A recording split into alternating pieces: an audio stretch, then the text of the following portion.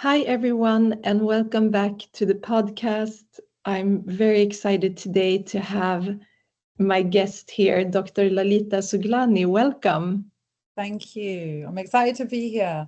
Yeah, I'm excited to talk to you again. We had a beautiful conversation a year ago.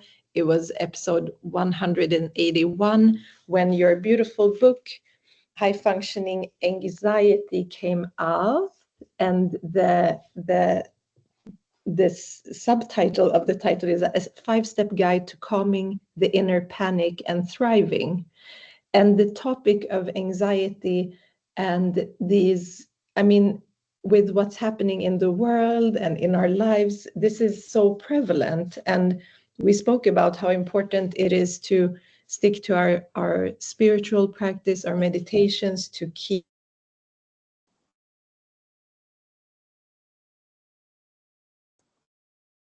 has been here before. And if you haven't listened to the episode, she is an award-winning psychologist, renowned leadership empowerment expert, international speaker, and author to this beautiful book that was published last year. Lalita believes that the key to achieving real lasting success and happiness in all areas of life lies within our mind.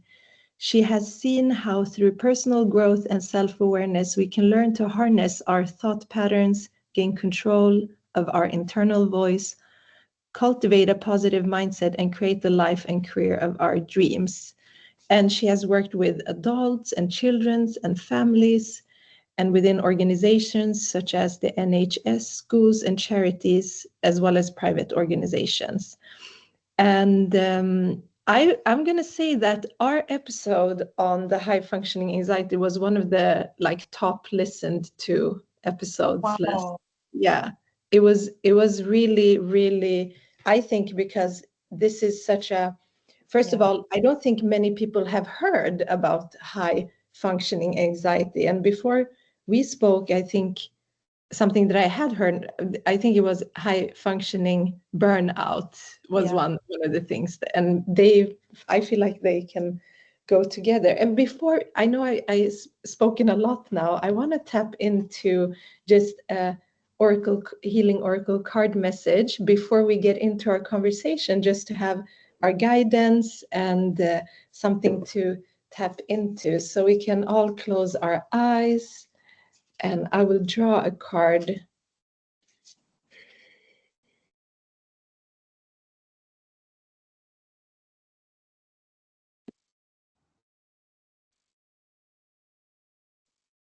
And the card that came up, this is a bit scary. I am calm and safe in the midst of chaos.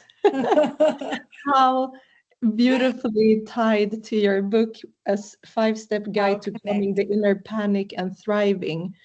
And if for those who are listening to the podcast and not watching it on YouTube, it's a person sitting and there's a storm around him, and the card is it's within the theme of emotional healing. So it's like emotional healing card that connects us to our inner safety, even if the outer world is chaotic. So yeah, I'm excited to talk today and related to this message. How for those who haven't listened, maybe we can just shortly explain what high functioning anxiety is. I think most people use the word anxiety as well, maybe to explain worry, but what is anxiety and high functioning anxiety? So high functioning anxiety, and the way that I always describe it is a bit like the swan analogy. So the swan being, when we look at the swan and it's sort of like paddling through the water, it looks like it's gliding, it looks like it's organized, it looks like it's calm, collected, it's just really peaceful. But underneath it's sort of paddling away, but we don't see that. And that's the same in our lives, in how we present ourselves. Is people will see us as being social, hardworking, someone who's always organized, who meets all her deadlines. But in sort of underneath, no one sees the catastrophizing, the worrying, No one will see that there's actual quiet isolation, or there's loneliness, or there's a disconnect, or burnout, and real sort of isolation and loneliness. Those are the big things that can come out of presenting with high functioning anxiety, is that people don't truly feel seen. So that can lead to loads of other then stresses in life. But that's the idea of high functioning anxiety in the two sides. And you tap into, just by this explanation, into when you have worked with clients who have presented these symptoms, have you most often seen burnout or leading to burnout, and how can you catch that? Because I think that for many people it goes too far. It like goes on for a long time Yeah, before yeah. you catch it. Yeah. So for people that are high functioning, we also need to understand that there's a reason why you keep showing up in this way. And that reason is ends up being a coping strategy for you for something else that might be going on. And often it's a feeling of inadequacy, feeling of not being good enough. And we find a solution, which is keep showing up, being over responsible, being the hard worker, being the caregiver, being the empath, being there for everyone else. But by you doing that, your plate is constantly full all the time because you're so focused on everyone else's needs. And then it gets to a point where you're not focusing on what your needs are, like what your true needs are. But your needs at the point in time is, I need to be safe and I need validation from others. But then you eventually hit that brick wall because your body can't keep up. Your mind is exhausted, you're tired, you're feeling isolated, and you hit that brick wall. And that's when sometimes I work with clients and they come to me at that point and they feel like their whole life has been sort of like has been impacted massively, like their carpet's been ripped from underneath them, and they're questioning everything in their life because they don't understand why they can't continue. So loneliness and burnout are huge factors that can come up as a result of high functioning anxiety. But then that's also when the healing starts and we start to open ourselves up to understand, how do we truly want to live life? Because these are patterns that we've developed to keep us safe. But in this space, we now have the awareness, the curiosity to start to become more aware of, how do I truly want to be in life? And that's where you can start. Mm. Yeah, the aspect of isolation does that happen due to not being able to, let's say if you isolate yourself from friends groups, for example, is that because you can't take more demands? Like it's, you have so many inner demands that it's hard to Yeah. relate, or how? Because I'm also thinking, is there a difference then between people who are extroverted and introverted experiencing this? Have you seen that? Yeah, so it's interesting because people see the we've got the two sides, but people see the side of you that is social and is hardworking and is always there and is like is the one who's like life of the party, all of these different things. So people only see that side. So when you're feeling exhausted and tired, you might find that you don't want to be around people because you don't know how to be around people when you're feeling low in energy, you're feeling exhausted. So it's easier not to be around people. Then you recharge and then you're ready again to be around people.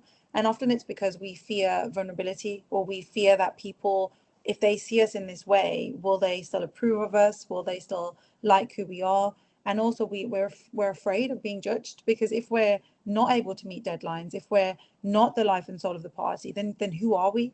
So we can also be struggling, and it can be an inner battle. So although people might see you as being a extrovert, are you really an extrovert, or is there a part of you that likes to be an introvert, but you've taught yourself that you need to be an extrovert to be accepted, and now everyone sees you being this way, that you don't know how else to then be around people if that doesn't really feel authentic to you? Yeah, I can imagine it's very hard to catch, and I can relate to much of this as well. And you write, there's on the backside of the book, I like this easy explanation that is, on the outside you can seem organized, uh, right?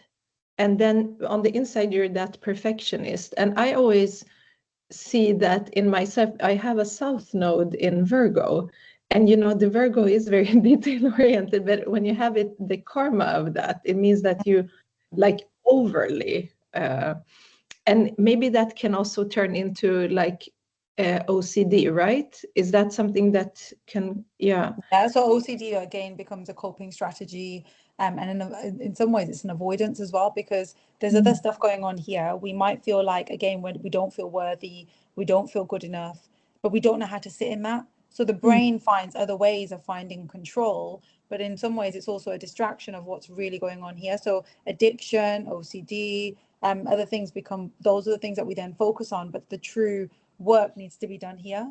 But these Mm. then become ways of helping us cope in things that are feeling just very overwhelming for us. Mm. Yeah, and on the outside you can you write one can appear calm, and I interpret correctly, right? The orange is like how you can, because then you can appear calm, but in the on the inside You you know. and that's very dangerous when you don't Mhm. understand. That's, I think that's like one of the things that when a person is not, because usually we're used to seeing Yeah. what's going on if someone is sad or depressed, or but then you have this mask, but on the inside you're excessive worrying, you're on the inside you're burned out, but on the outside people see you as high achieving, high work, hard working, you meet all the deadlines, but that's, you're also over responsible, Yeah. you feel inadequate, and you are high achiever.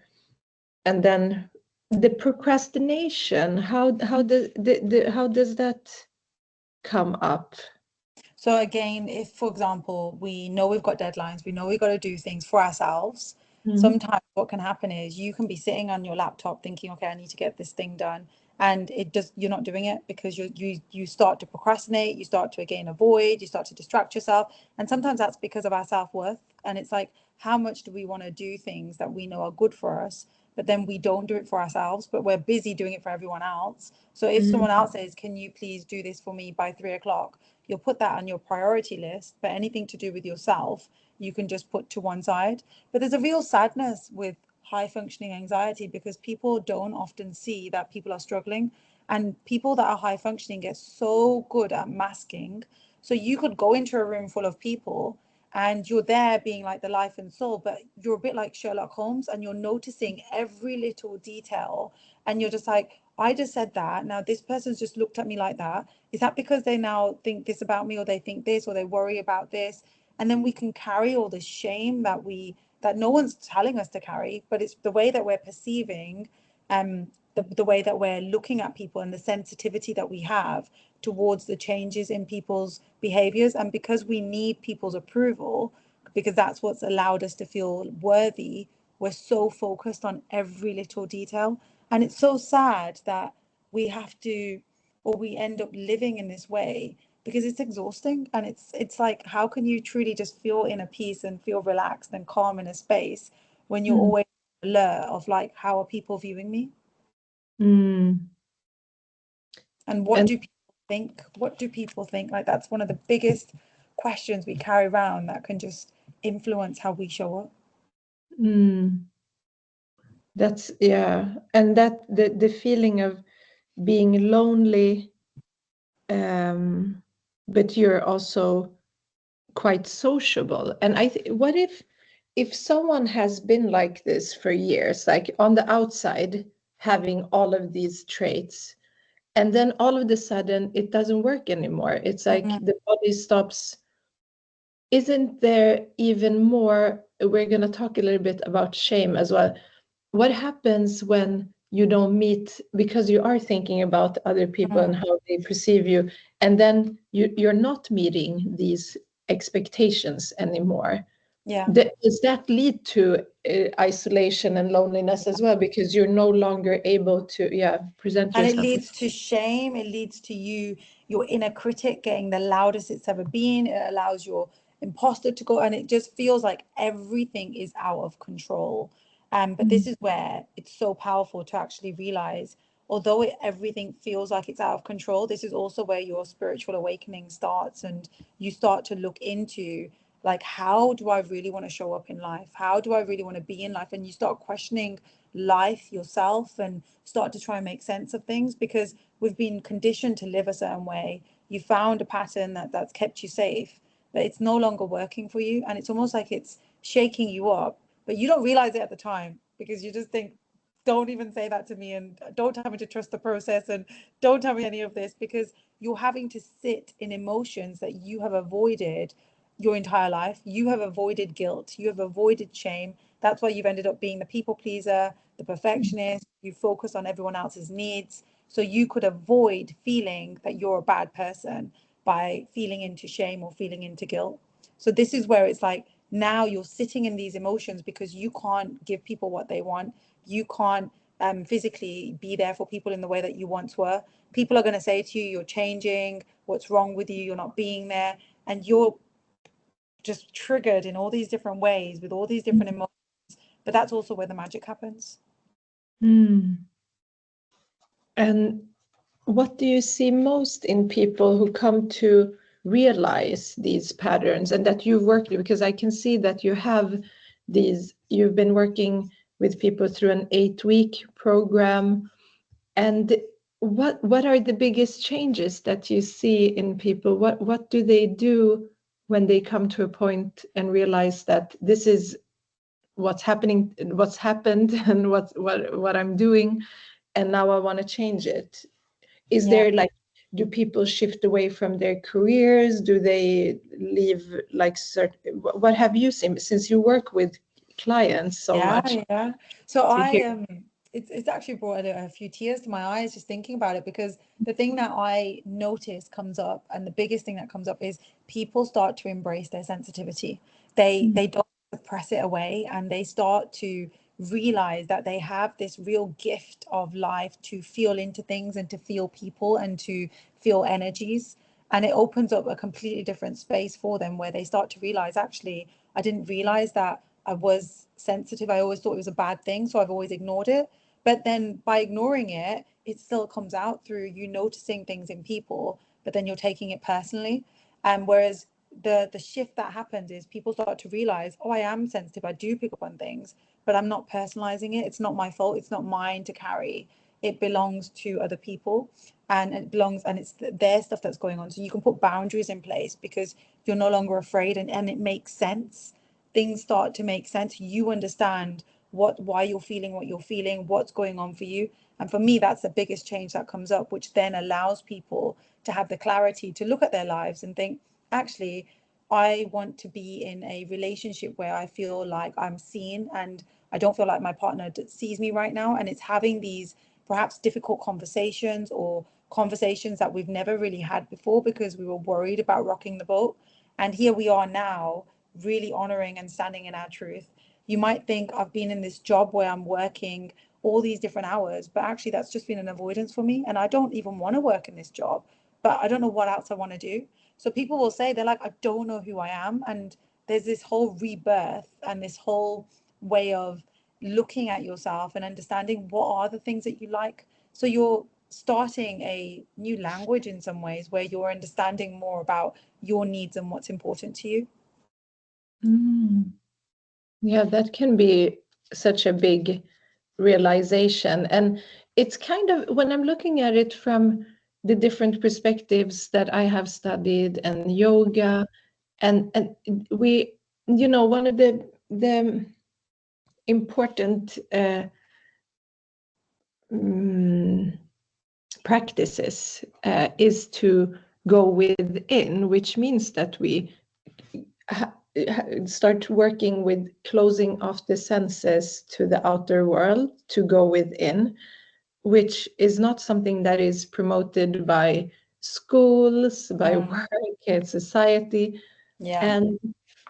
And I'm wondering if this is like a product of all the, like, there's more and more and more demands on us as humans, because we can't live like in our natural state anymore in most places in the world. And then I'm thinking a lot about if this is something that is more occurring in women, and maybe even in the intersectionality of ethnic women as well, because it seems like, you know, there's so much responsibility, so much more that is unseen responsibility. Yeah. And have you worked with, for example, women in their careers, and also maybe as mothers, have that come up, and is that more prevalent in your research? What have you seen? Yeah, so I've seen men and women struggle with high functioning anxiety, but someone or something about my own personal experience in being a second generation, and my mom and my dad being born in India, coming in here when he was younger, and he wanted to give his kids a better life, his family a better life. So his focus was all on, I want to make sure my kids got everything I didn't get, which meant that we were like told, okay, education, academic, all of this, but then we didn't learn about the emotional side. It was more of like, how can we show up being high functioning? And I see this across the board with second generation individuals, where there's they feel like the academic side gives them the worth, because they've been trying to live and give their parents what they felt like their parents needed and what was expected of them. And this isn't to blame anyone, it's understanding why do so many of us have that way. But if you also think of first generations that came here and the way that they would have worked here to survive, they were very much in survival mode. So there's a generational like trauma that is passed through as well, where there's a generation of us now that are awakening to emotions and feelings that previous generations weren't able to feel into. And because of that, we carry like this really deep-seated shame, this deep-seated guilt of not being good enough if you haven't got certain things in your life. And it's like, how do we then keep pushing through? Even being a mother, it's like there's all these different fears of, am I being good enough? Am I being worthy? I'm constantly worried about your own emotions. And if you're having a really, if you're impacting on your child in a negative way, all these things can end up then catastrophizing. We end up ruminating, and then looking on things like social media and seeing how other moms are doing things and how other people are striving in life. And it's like, no. So one thing I always come back to, like as a yoga teacher, when I'm teaching people, I'll always say, look, if you're on your mat, stay on your mat. Don't look at the person next to you and look at how they're doing the downward dog or what's going on for them. It's like, come back to your mat. How are you connected to your breath right now? What's going on for you? What are the reflections coming up? And if you keep focusing on what the next door neighbor is doing, then you also need to understand, why is that? Why are you so focused on what they're doing? And how does that then impact on how you're showing up on your mat? So if we look deeper into that, it helps us to understand. But I have seen that men and women struggle with it. They can struggle with it in different ways. But I also believe that everyone's experiences are very different. And depending on people's generations and where they've what their ancestors have done previously, it all has an impact on what they are carrying and the strength that they might have to break free from this generational trauma that they might also be carrying through. Yeah. It's really fascinating, really fascinating. Yeah, it's such an important aspect. I think that maybe the healthcare system might not understand it completely yet. Yeah. Because I can imagine if someone is anxious and then, but on the outside looking like very successful and very like, it can just be diminished, that because I feel like anxiety is so much more serious than what we think, is we usually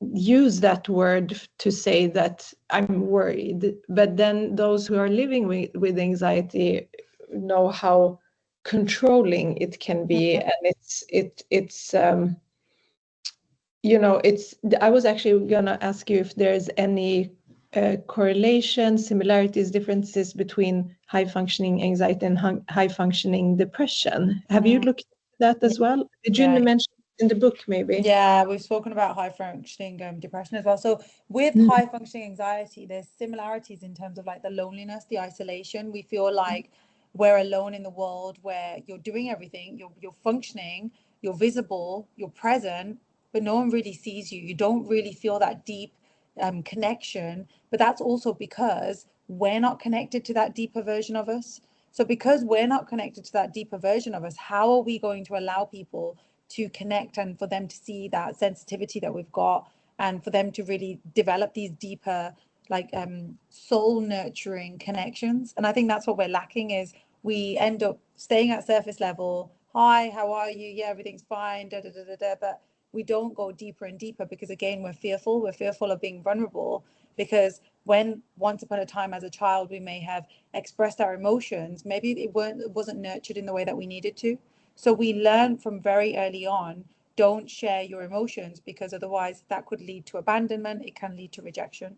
So we suppress it, suppress it, suppress it. We continue through life, but we're like deep down, we're yearning these deeper connections and not the surface level connections.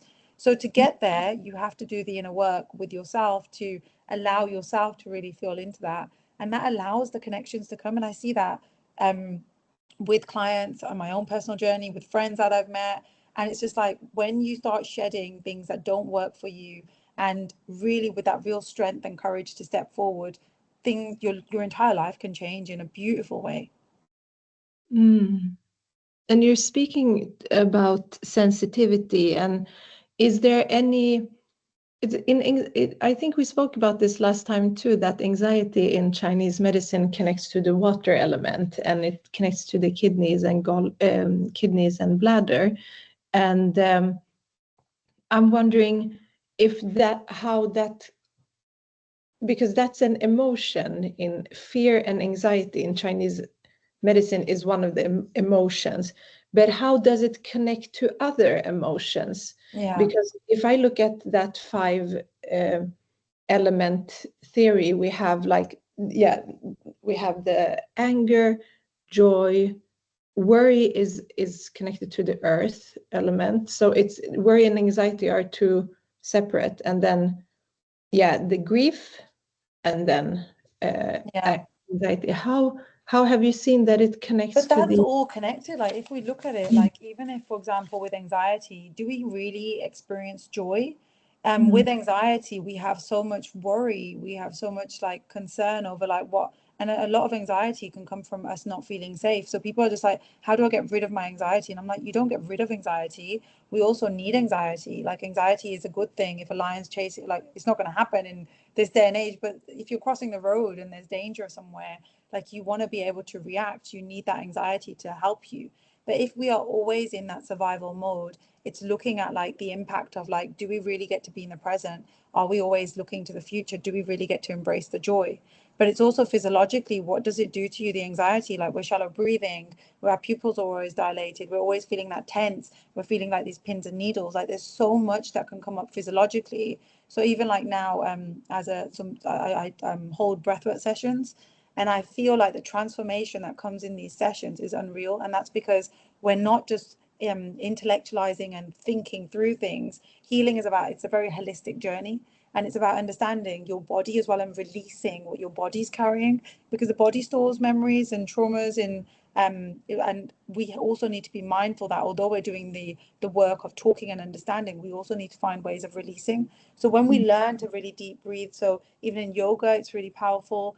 And even when you're present in certain postures, you just show up very, very differently, and you're not in the anxious state. But you can also enter spaces like joy, for example, in your postures, in breathwork. Like there's so many ways of doing it. So it's very holistic in the way that healing happens. But anxiety does impact our mind, body, energy, our soul, sort of like purpose here as well. And we want to just work through that to allow us to step into a space that really works for us. Yeah, and you, when you're speaking about the nervous system, it's very affected. I'm wondering if the high functioning anxiety can also be triggered by like long-term stress. Yeah. Like And long-term then stress.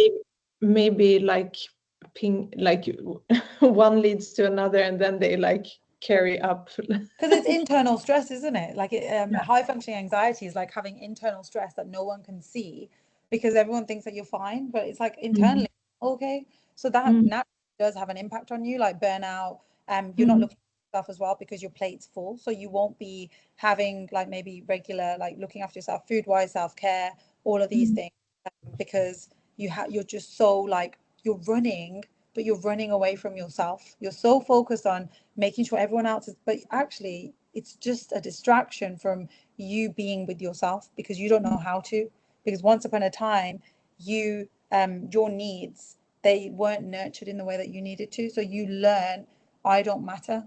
And that's a real deep feeling that you then carry. So you carry the shame of, there's something wrong with me, I'm the problem. And then in life, you keep avoiding because you don't want people to see that there's something wrong with you. So you continue life trying to find ways to make sure people never see that part of you.